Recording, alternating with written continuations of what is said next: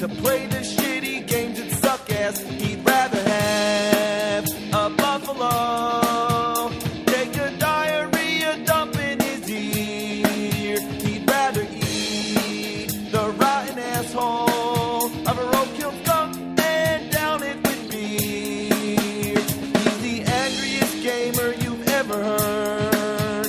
He's the angry Nintendo nerd.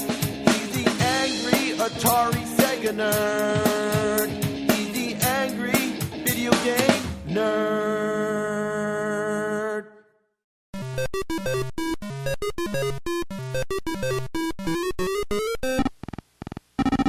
Atari, ah yes, a name so dearly loved from the golden age of history. A magical time when there was no internet, no cell phones, just electronic video games.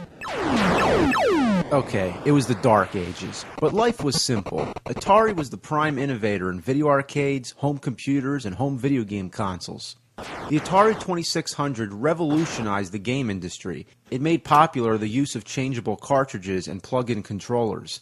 The games were primitive and choppy, but back in those days, they were fascinating.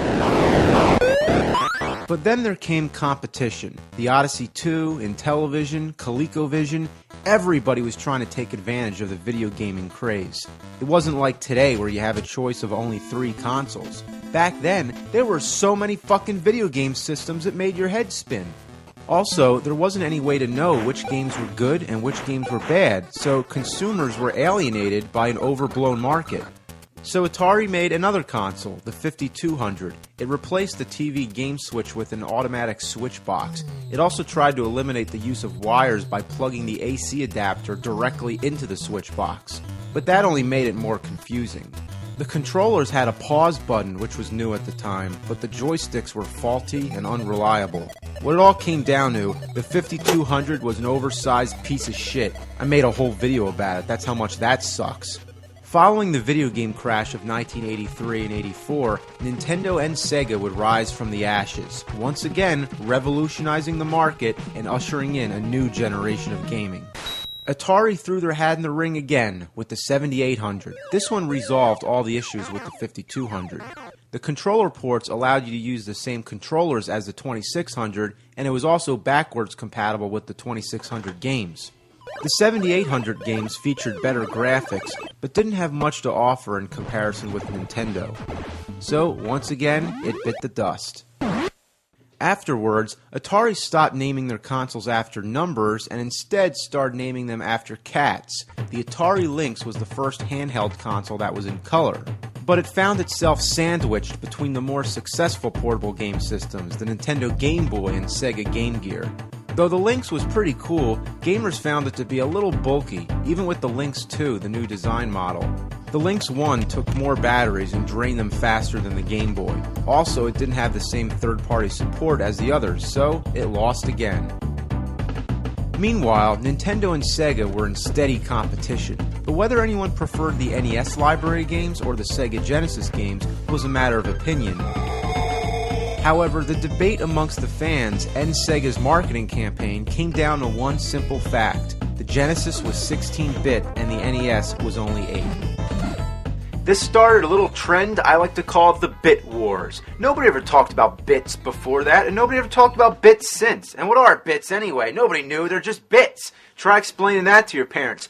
Oh, I want a Super Nintendo for Christmas. Don't you already have a Nintendo? Yeah, but this one's 16-bit. What's that? I don't know. Other than it meaning the graphics were better, that's all we cared about. But the Bit Wars brought down our sense of gaming to numbers. People began to care more about the graphics and less about the actual gameplay. It was to the point that some consoles even used a number of bits in their name, like the TurboGrafx 16 and the Nintendo 64. But in 1993, one console would come along to remind us that bits aren't everything. It was the Atari Jaguar, and it was announced as the first 64-bit game system. We were like, damn!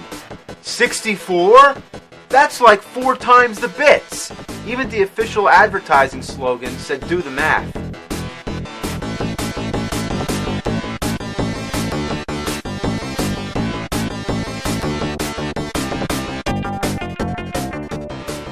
But beyond its vicious exterior and rotating Jaguar cube on the startup screen, it had little to offer.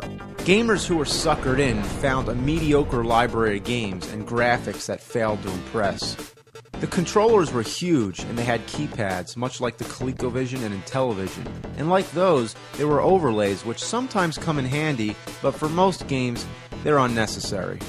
The cartridges don't have end labels, so I had to make my own. Seriously, is there any good reason not to have end labels? I guess instead to have these weird handles. What's the point? Do I really need that extra grip? None of the other top-loading consoles had that. It's like, oh god, I can't get the game out. Oh god, I need a handle. Man, I just can't get a grip. Gotta have a handle.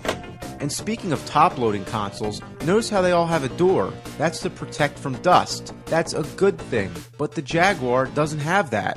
Why not?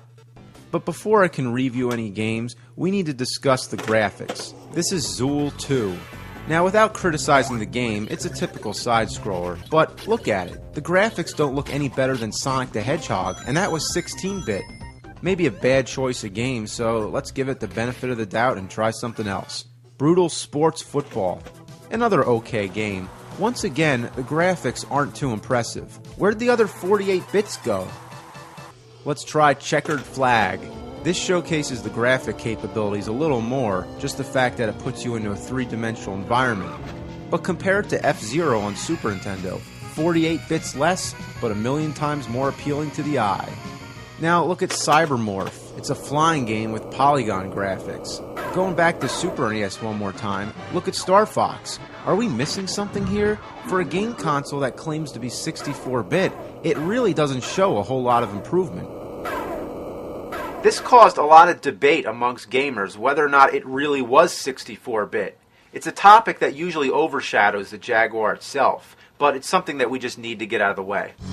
Well, we do know that Atari was originally planning a 32-bit system called the Panther, but decided to skip it and leap ahead. The Jaguar still used a 32-bit graphic processing unit, but through a combination of other processors somehow added up to 64. It's technical and confusing, but the point is the Jaguar was a rare species, not built like most game consoles. That made it harder for programmers to develop games on it, and as a result, many games didn't utilize its full capabilities, whatever they could have been. So I've given you a little history of Atari and how it tried to win the bit wars. Now that we got that out of the way, check in for part 2 and we'll actually play some Jaguar games. Or if you want to be cool, you say play some Jag!